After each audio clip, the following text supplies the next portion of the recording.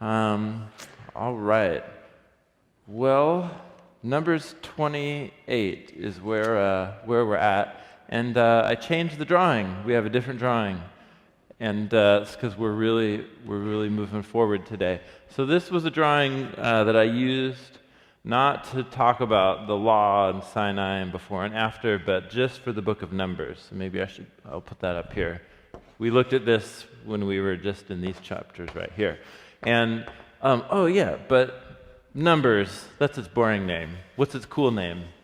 The Hebrew tradition, you remember? In the wilderness, in the wilderness. Or in Hebrew, Bamidbar. And that's because the shape of just Numbers itself takes place in 3 stages in the wilderness. So the first chapters at Sinai were 1 through 10 in the wilderness around Sinai. And then they move out towards Kadesh. Oh yeah, I'll get the map that we've been looking at here. There it is. So Sinai is somewhere down here, and then Kadesh is located in this region around Kadesh Barnea right here. That's the town's full name. And so they wander up here from Sinai, and then here, if you remember, is where they launched the spies to go up into the land of Canaan proper. And so all of their wandering, then the 40 years, all took place in this region right around here. That's Kadesh. And this was the sad part of the book. And then at the end of chapter 21, after the strange story about the snake on the pole, it's a weird one, they move forward into the region of Moab, which is this upper region right across from the land of Canaan itself. And this is modern day, like Jordan, and so on. So that's where they are. That's where they are right now. So 3 regions of the wilderness: Sinai, Kadesh, and Moab. And so who are the people standing? Who are the Israelites standing right here? What generation are we talking about at this point? First or second generation now. So that's really important. So these were kind of like the sordid tales of the Exodus generation. And now they all have died, and the culmination of that tragedy was actually kind of carried forward into this story. After this was the Balaam stories right here, which were exciting and crazy and amazing, and then we had the story of the Israelites fully intermarrying with and beginning to worship the Canaanite gods as they integrated with these Canaanites here. And that was the last sad story of the Exodus generation. So now we're on the brink of a new generation and of a new day. So look at chapter 28. We left through, let's just go back to 26 with me. So you have the new generation. What happened? What's the first thing they basically do after the Exodus generation dies off completely? Chapter 26. So new numbering of the people, right? So that we have that's in 26.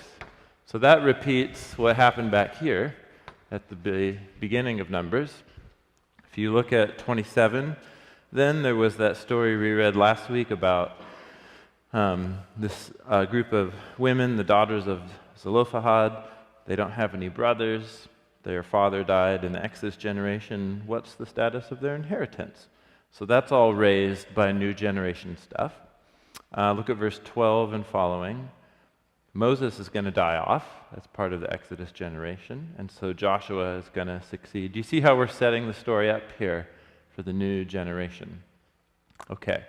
So if you look at chapter 28, which is where we're picking up today, and does anyone have chapter titles? What do you see there? Daily offerings. You're like, I just want to go back to bed. So it's okay. And actually, look at there's daily offerings. Go down to verse 9. What's that section about? Sabbath, how often do those take place? Week. So you daily offerings, weekly offerings. Look at verse 11. What's the next category? Monthly offerings. And at least in the Old Testament, the months are marked by the moon. They had a lunar calendar. They did not have a solar calendar like we have. They had a lunar calendar. So new moon every month. And then verse 16, what annual sacrifices are we talking about in verse 16 and forward? Passover. Okay. Look at verse 26. What other annual feast are we talking about there? Feast of Weeks, which goes by lots of different names. Feast of Weeks, it's 50 days after Passover. It's also called First Fruits or Pentecost. Chapter 29, verse 1. What feast? What feast are we talking about here? The Feast of Trumpets. Yep, thank you. Which becomes, later in Jewish tradition, became Rosh Hashanah, or Rosh Hashanah, if you know that one, the New Year. Look at verse 7, 29, verse 7. What annual feast are we talking about here? The Day of Atonement. And then look at verse 12. What annual feast are we talking about starting there? The Feast of Tabernacle or Sukkot. Now, what these two chapters do is basically pick up Leviticus 23 and just kind of recycle it. It's recycling. It's very efficient use, or non-efficient use, because it took about 4 pages that maybe didn't need to be there if they would just go back and read Leviticus 23. But Leviticus didn't probably exist in the form that we have it yet. So can you think of why you would need a repetition of what offerings are to be made on these days in terms of the flow of the narrative? It's the new generation, right? They're receiving new instruction. And so this happens quite a lot, actually, in the book of Numbers. It's going to happen again in the book of Deuteronomy. In the book of Deuteronomy, we're going to explore again many of the laws that we already heard of in Leviticus, in the book of Leviticus, in early chapters of Numbers, but with interesting differences. So that will be Deuteronomy. So that's about all I have to say about Numbers 28 and 29, because we covered that in detail when we did the offerings in Leviticus and so on. So there you go. I'm happy to talk about those chapters with anyone who wants to talk about that afterwards. Look at chapter 30. This is actually a real similar kind of thing. Chapter heading, anybody? What are we talking about? Vows. Yes, yeah, vows. So, so we'll just take a moment here, because really I want to get to 31, and actually I don't really want to get to 31, because we're talking about holy war today, but I want to get there to spend our time there. So vows, I'll just, we don't have this, or maybe we do this. Let me show you. Let me show you an example of someone making a vow and what this whole practice is about. So this is the story about Jacob, and this is when Jacob's fleeing. He stole the birthright from his brother. And when did we talk about this? This would have been like March of 2013 or something like that. So anyway, he stole the inheritance birthright from his brother. Esau's brother wants to kill him, so he's got to flee. And so he leaves his homeland, and this is what he says. When he leaves the land, it says, Jacob made a vow, saying, if God will be with me, if he keeps me safe on this journey that I take and gives me food to eat and garments to wear, and if I end up returning to my father's house in safety, then Yahweh will be my God. And this stone, which I have set up as a pillar, will be God's house, and of all that you give me, when I return back here, I'll give 1/10 to you. Now, that's kind of a gutsy vow, because it's sort of like, well, Yahweh, maybe you're my God. If you give me the bennies, right? If you give me the benefits and make life work out for me, then you'll be my God. And this fits into the whole thing of how Jacob's a really horrible person and always trying to manipulate God. But the whole point right here is just a vow. This is how vows work. Whenever you see vows referred to in the Old Testament, this is the type of thing. It's a prayer to God, Lord, if this works out, if I get out of this situation, if, I'm praying for this job, if you could give me this job, then I vow that I will make this many offerings, give 2 bowls or something like that. That's what vows refer to here. And it was a super common practice. And the book of Ecclesiastes has a warning against not making hasty vows, because you will be held accountable for your vows. And then there developed this practice on top of this of trying to one-up each other on the intensity of your vows. And so you would make a vow in the name of Yahweh, or do you know this passage that I'm talking about in Jesus talks about this practice, and he's like, this is really screwed up. Matthew, it's at the end of 5. Here we go. In Matthew chapter 5, Jesus says, again, you have heard that the ancients were told, don't make false vows, but fulfill your vows to Yahweh.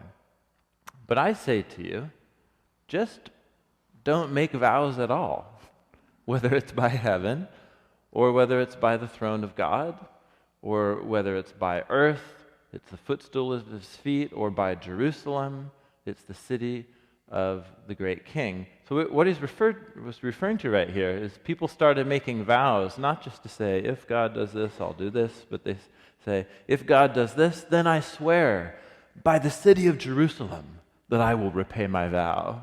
It's sort of like, well, why don't just say that you're going to do it? Like, why do you have to bring Jerusalem into it?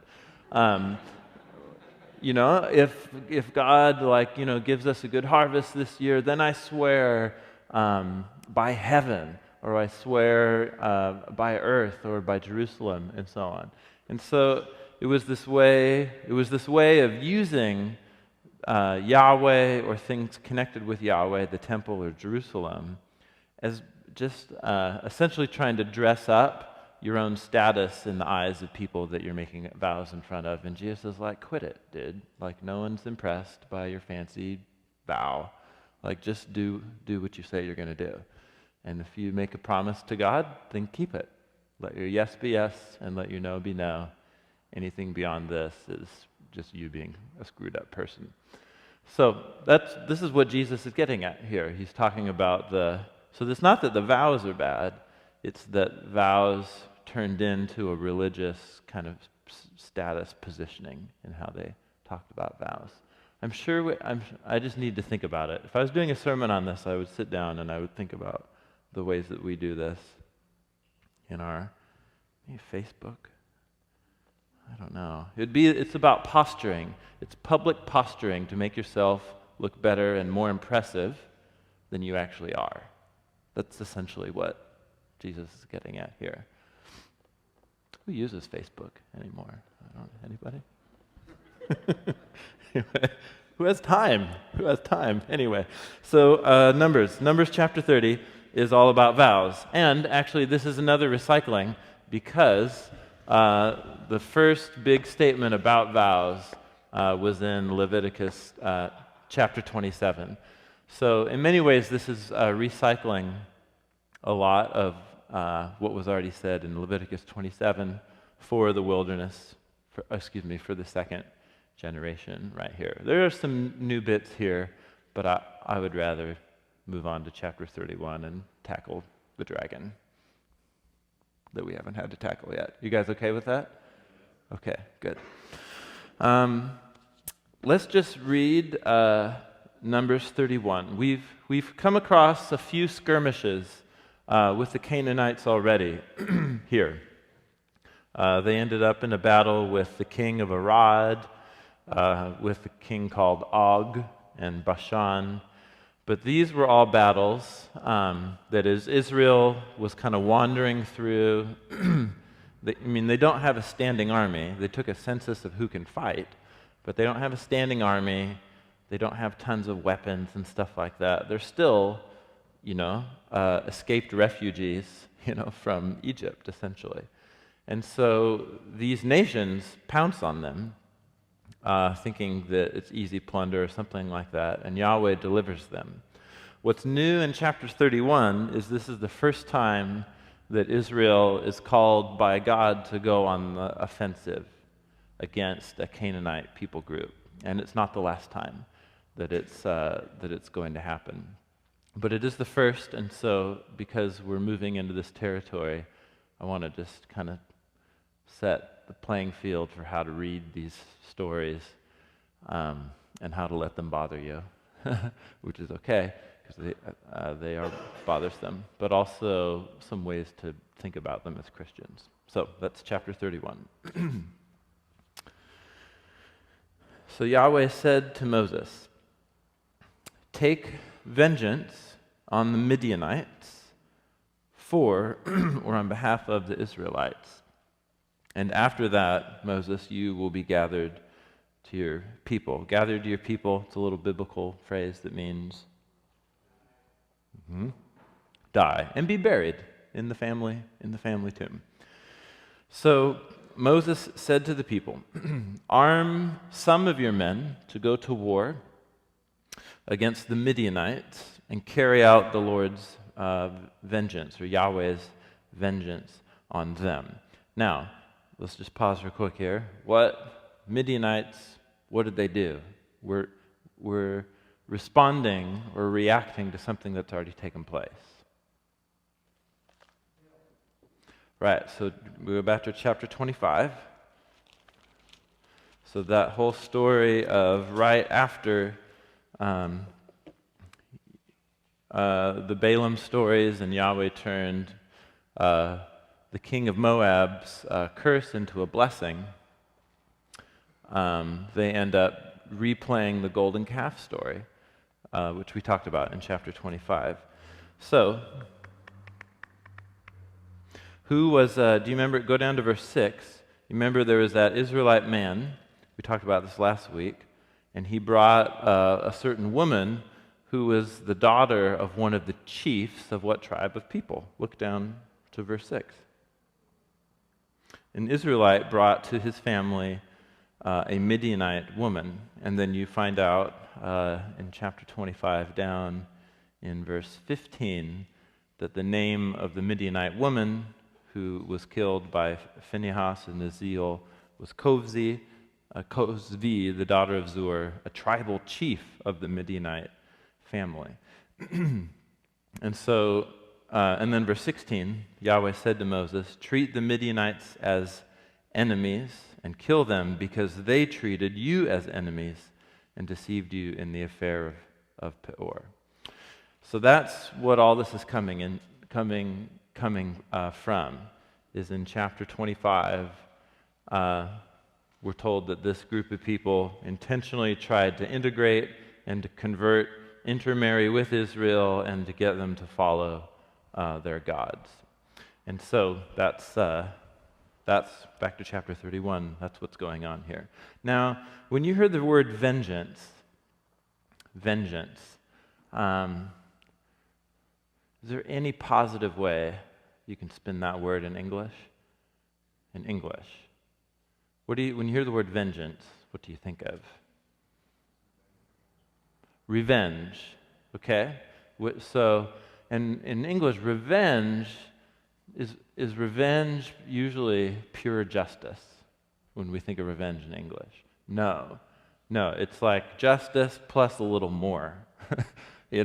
It's like you stole my cookie, so I'm going to get one cookie back and spray paint your car or something like that. Like it's the personal edge to it. So just I just came up with that. That was quite clever. So, we think of that's revenge. So, vengeance in the Bible, when people do it, it can have that edge. But there's this big theme. It's a famous theme. Paul the Apostle even quotes it when he says, "Don't repay evil for evil." Why? Paul says, "Don't get back when people do wrong to you, and you're a Christian. Don't get back at them." Why? Paul says. He quotes Deuteronomy, where Yahweh says, "Vengeance belongs to me, not to you, to me." And so this is a big theme where Yahweh, and when it's Yahweh, it's not like he's just being spiteful. It's the idea of that true justice and recompense can only be purely dealt with or dealt out or repaid by someone who actually doesn't have that personal edge in the game, so to speak. And that's Yahweh. He's the just judge. And so when you see this word, at least here in the story, the point isn't like, oh, those Midianites, The point is like, here's what the Midianites did. We're going to exact justice on them. So whatever punitive, retributive justice, it's not about a personal vendetta. That's the idea here. Not that lessens the challenge of this story for us, but it does put it in a bit of context. Okay. Verse 4, "Send into battle 1,000 men from each of the tribes of Israel." And so, 12,000 men armed for battle, 12,000 men armed for battle, 1,000 from each tribe were supplied with the clans from the clans of Israel. Moses sent them into battle, 1,000 from each tribe, along with, who should appear? Phinehas, the son of Eleazar, who was the one who in his zeal was the one Israelite who brought Yahweh's vengeance on the Midianite woman and her husband and so on in chapter 25. So he's the priest heading the charge here.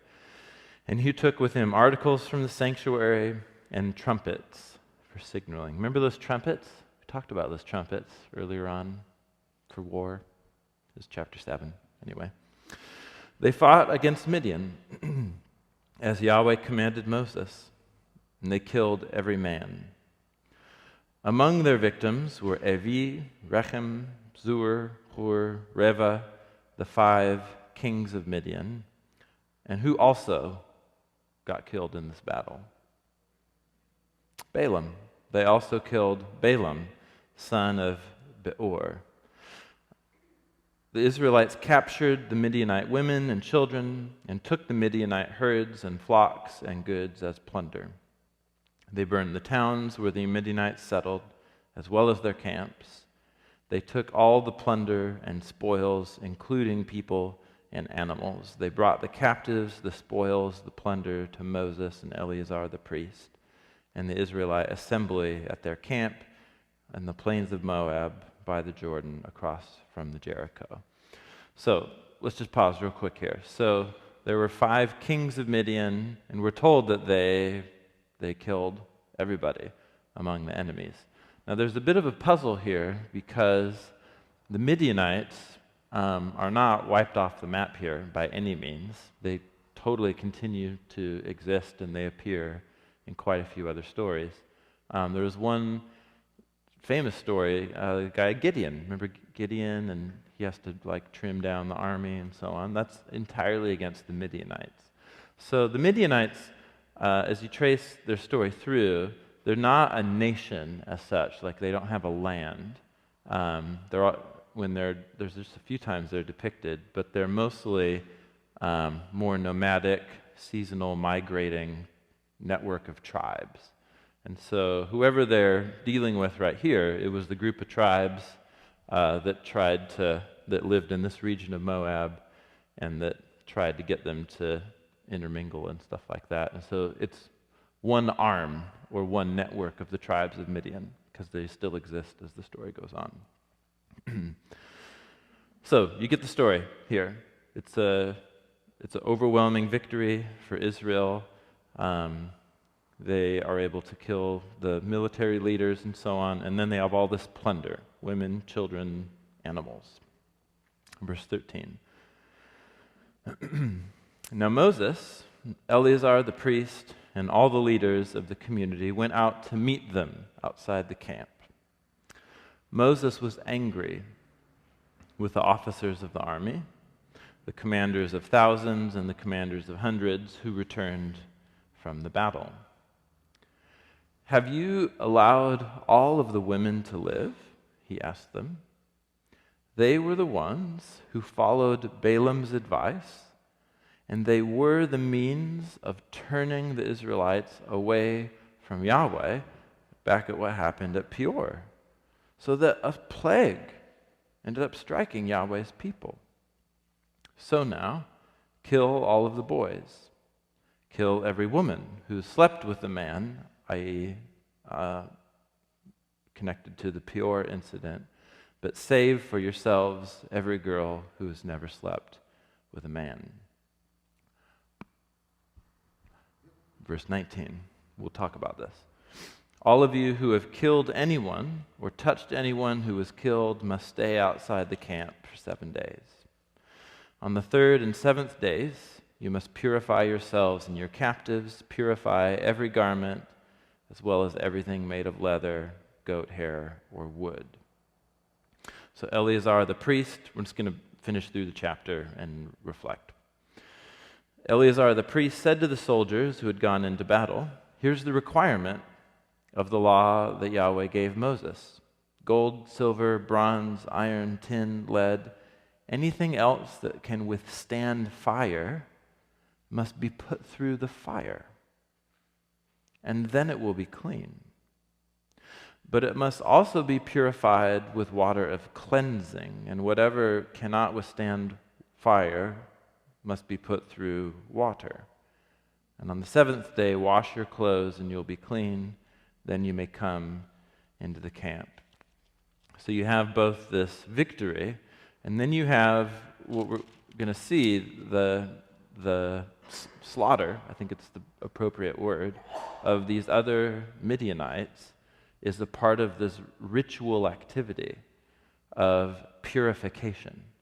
So in other words, we can frame it as whatever different ways you want. The story's framing it in terms of purification. It's as if the Midianites brought Israel into deep moral and ritual impurity, and so both the putting to death, but then also all of the plunder that they have. It's not that they just score, they get all this stuff. They actually have to burn it all down and to wash it all. It's a part of this ritual cleansing of the materials. Verse 25. So Yahweh said to Moses, "You and Eleazar the priest and the family heads of the community are to count all of the people and all of the animals that were captured. Divide the spoils between the soldiers who took part in the battle and between the rest of the community of Israel," like the 12,000 who. So you have the 12,000 who fought, and then the rest of the people who didn't. "And from the soldiers who fought in the battle, set apart as tribute for Yahweh 1 out of every 500, whether it's persons, cattle, donkeys, sheep, goats. Take this tribute from their half, share and give it to Eleazar the priest as Yahweh's part. But from the larger Israelites' half, select 1 out of every 50, persons, cattle, donkeys, sheep, goats, other animals. Give them to the Levites, who are responsible for the care of Yahweh's tabernacle." And so Moses and Eleazar did as Yahweh commanded them. And then you can see the numbers of what they do. So they take all of the remaining animals and loot, and then also the women that were left, and they divide them up half, and then each of those halves, certain points, are divided out, some for the priests and some to work in the tabernacle. So here's the point, at least it seems to me. The point is that when Israel is fighting a war that's a part of Yahweh bringing his justice on another nation, this isn't just about God being pro-Israel. And this isn't about Israel just getting to loot everything. Everything has to be purified, and even then, the people of Israel don't get all of that. What happens is it's as if there's a tithe, as it were, and some of it is tithed to the priest, and they serve with the priest, and some of it is tithed to the temple, and so on. And so even people, look down at verse 40. So there's apparently 16,000 people, of which the tribute to Yahweh was 32. That's one out of every 500. And so these are people who now are going to go be working in facilities and maintenance in the tabernacle and in the temple. Verse 48. So then they divide up all the stuff. Then the officers who were over the units of the army, the commanders of the thousands, commanders of hundreds, they went to Moses and said, "Your servants have counted the soldiers under our command. Not one is missing." Now, so stop. They sent 12,000 soldiers to battle. They came back, all the plunder, all the dividing up and so on.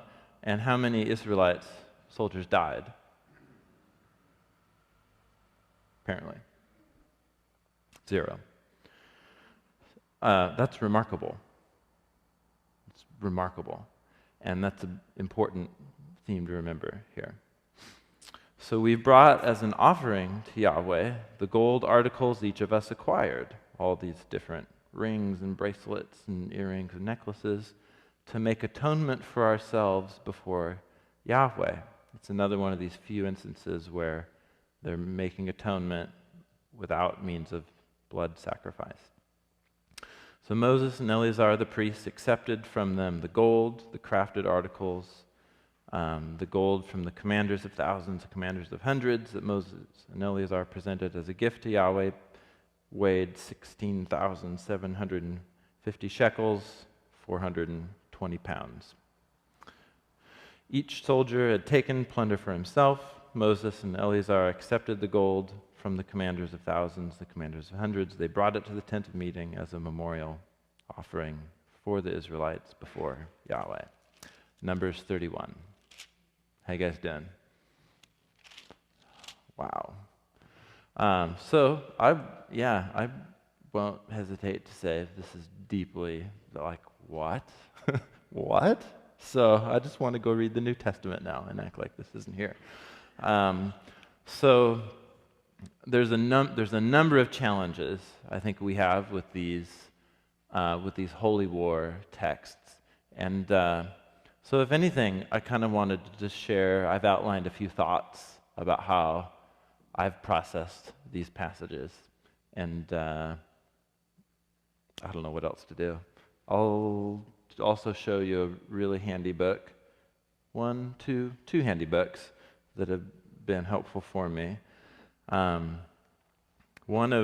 If everything about sacrifice and slavery and holy war and all this, if really there's one place to go now. This guy, Paul Copan, did a wonderful service in assembling every possible strange, offensive, bizarre thing to Western readers of the Old Testament. And he's wrote a wonderful book called Is God a Moral Monster? Making sense of the Old Testament God. And in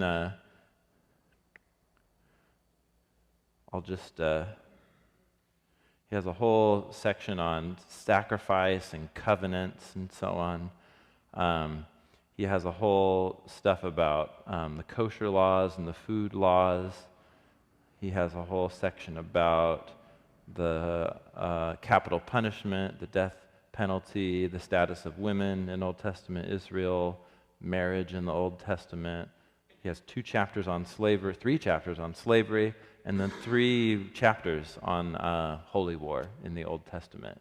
It is really, and he's really going for it. It's a scholarly treatment, and he's really trying to help Christians process through all of this type of stuff. And then he ends with some broader reflections on the whole concept of morality in these stories. It's very helpful. So a lot of my reflections are drawn from Paul Copon, but I find it really helpful. You guys doing okay? So this is kind of like a little mini power lecture or something like that, but whatever. You guys are here, you know me, whatever. So I think it's helpful to think about how Christians through history have dealt with these texts and not just dive into why this is hard for me, but actually to recognize that for 2,000 years that Christians have received the Old Testament scriptures because we follow Jesus, the Jewish Messiah. Christians have been wrestling with these texts for a long time and what to do with them. And I should make the point precise. The point is not, can God bring justice on people?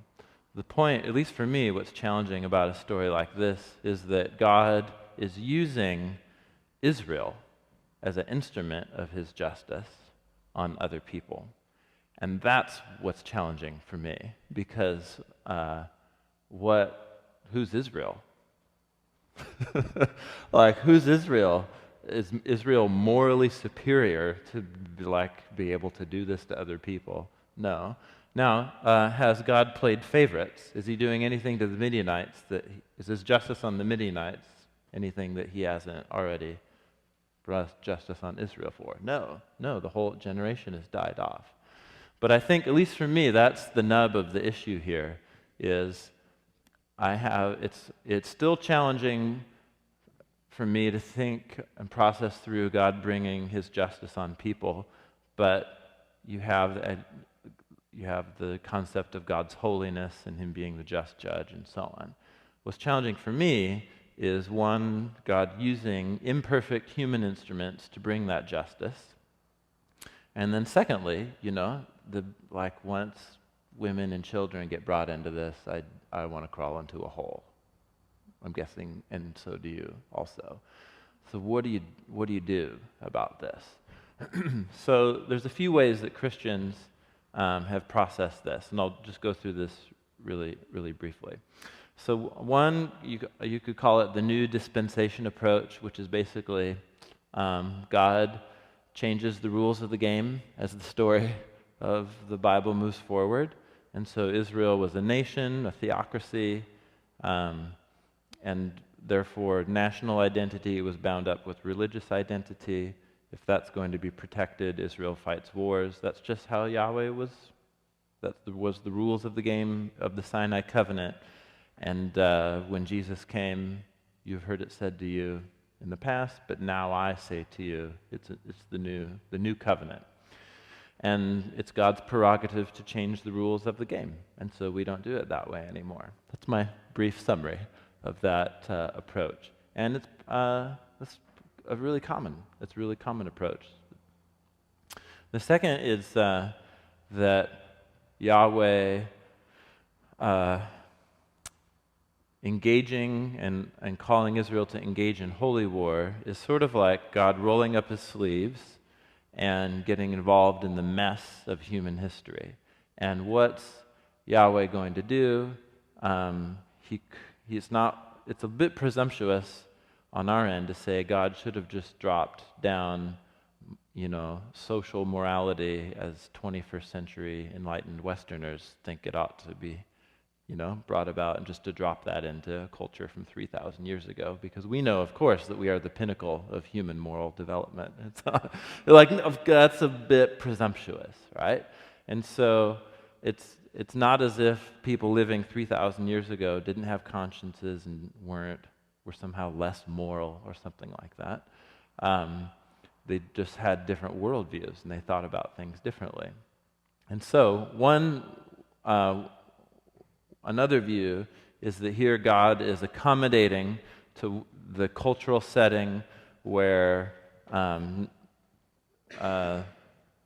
killing people in this type of setting isn't viewed from a more Western individualistic mindset where the liberty and life of the individual is the highest good, but rather these are traditional cultures where the safety, the identity of the community is the highest good, and therefore human lives can be expendable if necessary to protect the identity of the group. And so this view would be that God's conceding to that brokenness in their culture, that God's accommodating to that screwed up factor. So there is precedent for this idea in Matthew 19, where Jesus is approached by some Pharisees, and they're asking him about divorce. And they say, is it legitimate for a man to divorce his wife for any reason at all? And they can quote the Bible. In fact, they do. They end up quoting Deuteronomy 24 down here. Moses said, you can give a certificate of divorce and so on. But what does Jesus do? He doesn't appeal to the laws of the Torah. He appeals back to Genesis chapters 1 and 2. And he appeals to God's creative purpose and the purpose of marriage and what it is and so on. And so then what he goes on to say, and Jesus goes on to say, is that because of your hardness of heart, Moses permitted you to do this, but from the beginning, this was never God's intent, and now that Jesus is here, he's come here to restore that intent. And so many people see and hear a kind of model for how to deal with Old Testament problems like this, that this was God accommodating to Israel due to the fallenness of their culture, but it was never God's ultimate purpose. In other words, God's accommodating to Israel's existence as a nation, and therefore he commands them to act like this, but this was never God's ideal. He's working with, what would you say? It's like I don't know, have you guys ever been in a situation where you have two really difficult decisions? You have a decision to make, two choices ahead of you, and they both suck. Like they're both bad decisions, but you have to make a decision, a moral decision, a relational decision, and there's no good option. There's only bad or worse, you know? And so that's kind of this view here, is that Yahweh's dealing with these people now in the wilderness. He made a promise to Abraham. He's going to follow through.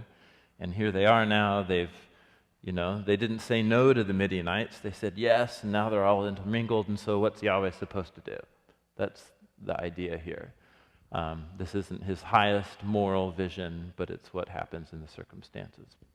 So I have to say that personally, I resonate to a large degree with that view through a lot of the Old Testament. But that's a really common view too. And I'm not saying these are all mutually exclusive. I'm saying these, I think, can overlap.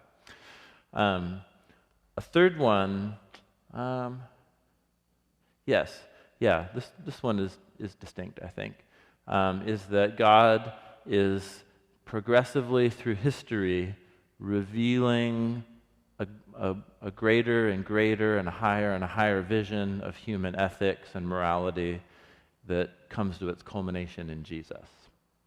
And again, there's an element of truth in it, though that can be kind of dangerous too, because what Westerners have typically done with this idea, if you read like historical studies of the life of Jesus in the 1800s, what you'll find is a whole bunch of people who think Jesus was an 18th century Western European political liberal. It's really fascinating. And there was a famous book. It was just churning in all the universities and people writing books on Jesus and stuff like that. And then there was this one guy named Albert Schweitzer. I just want you to know about Albert Schweitzer because he's incredible. He wrote a book called The Quest for the Historical Jesus. Do they have the original cover? No. Man, the one I have on my bookshelf is the cover so cool. Anyway, but it's an older cover. And he used this image. He just says most of like Western scholarship on Jesus up to this point has been like people looking at the bottom, down to the bottom of a very deep well, and they think they see someone's head down there, but actually all they're really seeing is their own reflection. And we tend to make Jesus in our own image, And the danger of this point of view is making ethics and morality as we see it to be the pinnacle. And isn't it great that God was leading all of history to lead up to the way we see things? Right? And so that's kind of the danger, I think, of this point of view. But there is an element of truth in it in which you do have some kind of progression going on in the story. Another view that's fairly prominent is that basically the New Testament, what Jesus is coming to create a religious, spiritual community, not try and tell us how to run nations. And so violence is the threat, or at least the threat of violence is the way that law is enforced, and that's just going to be a reality until Jesus returns. And so as a Christian, you have your foot in two kingdoms. And when Israel was a national entity, they had to walk that line too. So those are all approaches that I think have strengths and weaknesses to them. But I just want you to see it's not like if you struggle with this issue, I just want you to know you're not the only one. You join 2,000 years worth of Christians who are struggling with these texts. And I just think that itself is important to recognize. At least makes you feel less crazy or something like that, or you're not being a bad Christian because you're struggling with part of the Bible. Some thoughts that have been helpful for me, and these are kind of drawn from Paul Copon. Is this okay, you guys? This is not what I normally do, but it's such a hot issue, and we're going to keep coming across it as time goes on, and so just to kind of build a foundation. So the first one, this would be a way of saying this, is that holy war is a way of Yahweh limiting violence and protecting Israel from extinction.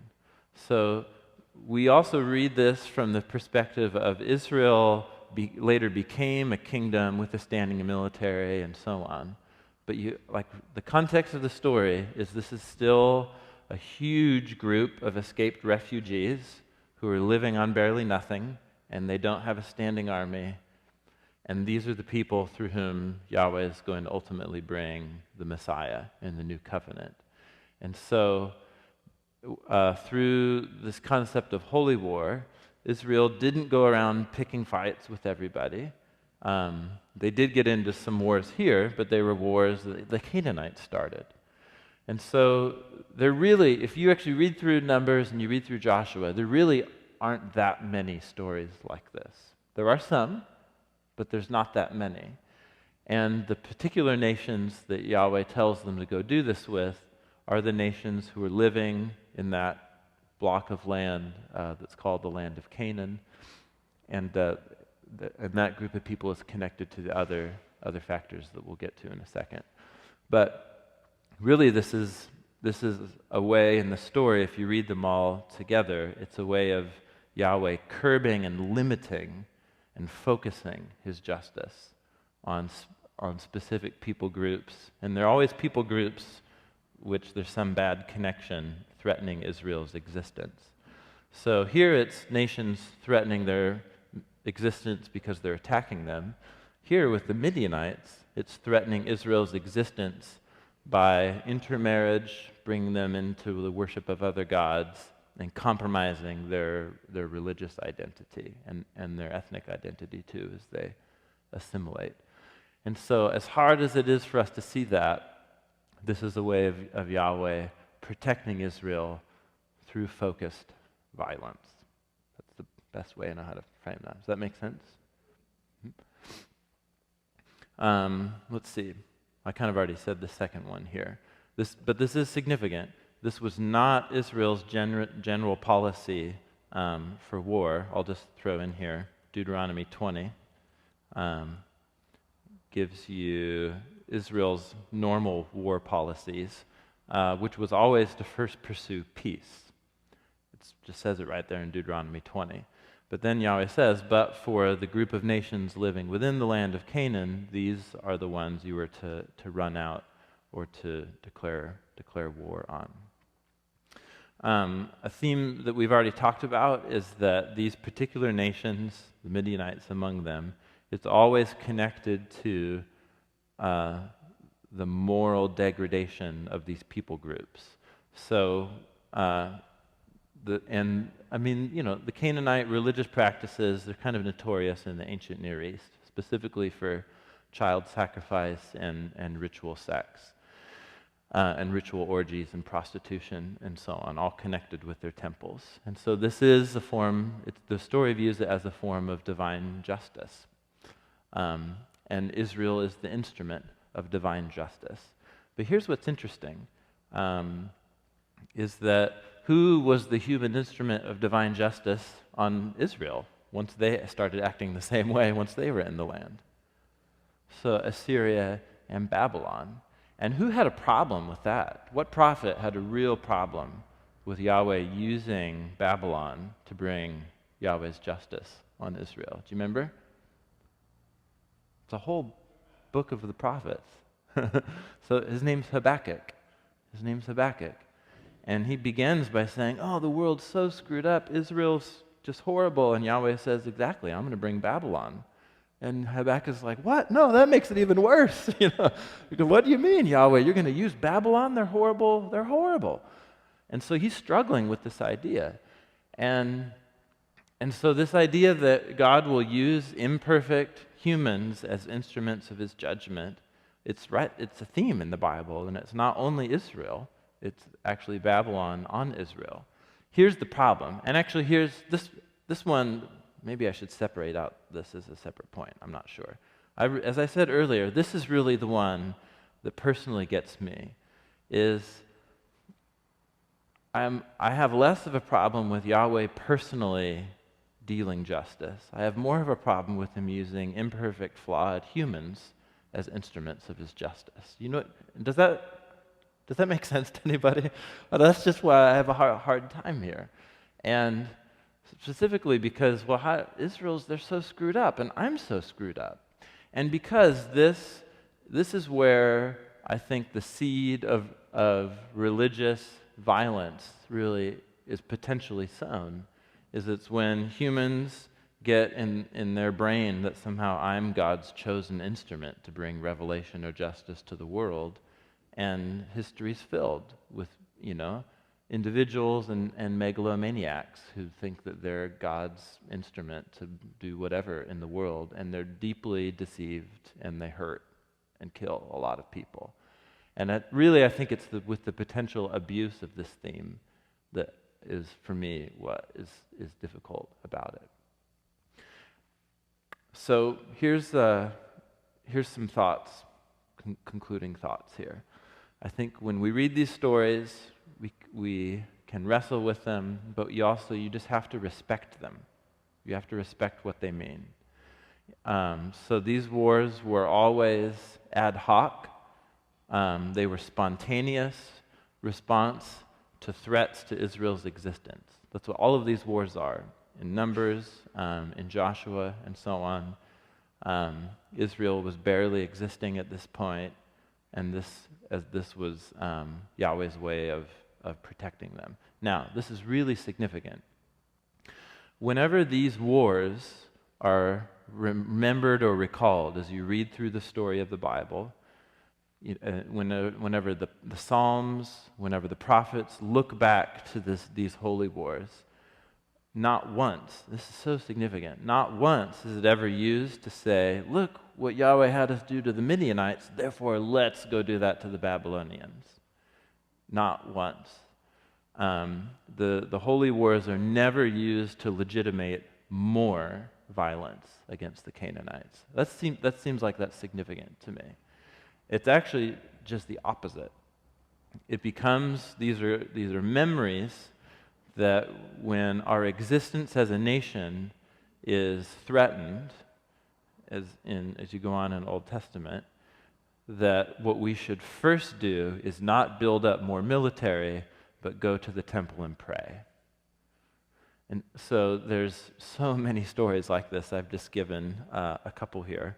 But I'll show you one line. This is actually where all of this begins, the first theme of this. It's where Moses and the people, they're sitting by the Red Sea. Pharaoh's armies are, closing in on them. And Moses says to the people, right at the coast of the Red Sea, he says, "Don't fear. Stand by and see the salvation of Yahweh that he'll accomplish for you today. The Egyptians whom you have seen, you'll never see them again forever." And this theme gets echoed throughout the stories of Holy War. How many Israelite soldiers died in this battle, according to Numbers chapter 31? 0. What? All of the stories of Holy War are like this. There's some remarkable event that Israel can look back on, and the point is for them to look back on and to say, like, wow, we didn't do that. Like, that was Yahweh providing and saving for us miraculously when we were on the brink of annihilation. And that's the stories of Jericho. There's always some element of Yahweh did something, this is not us. And so you get Psalms later that when they think back to this story, there'll be Psalms, like 46, not by might, not by power, not by bows, not by chariots. We just trust purely in the name of Yahweh. And so ironically, these stories didn't spur further violence. They actually called Israel to, at least the prophets thought it was to call Israel to not rely on violence, but to go to the temple and pray and wait for Yahweh to rescue you. And it seems like that's the role that these stories played, even in Jesus' day. Even I think this is the type of stories that fueled Jesus' vision of the kingdom, that instead of taking up arms, he would go retreat and pray and wait for the kingdom. He says, wait for God's kingdom to come, pray for it to come, because it's going to be God doing it, not you making it happen. So that's where these stories go theologically, and that's helpful for me. It still doesn't solve this one for me, which is really, this is the one that I wrestle with the most. But that's I'm sorry if that was boring, but I just wanted to do that because for myself only, and then I can move on from Numbers 31 in peace until we get to Joshua. So that's how I've thought through these texts. And really, I think at the end of the day, it just leaves me at the feet of Jesus and to say there are lots of things in the scriptures that bother me and that I don't understand. But I read the scriptures because they point me to Jesus. And Jesus bothers me, but in ways that are really good. And that I'm glad that he bothers me.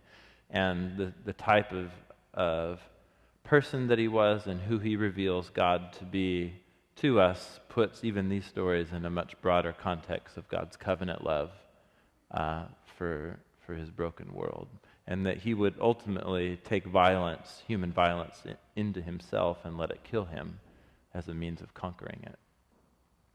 So Jesus is awesome.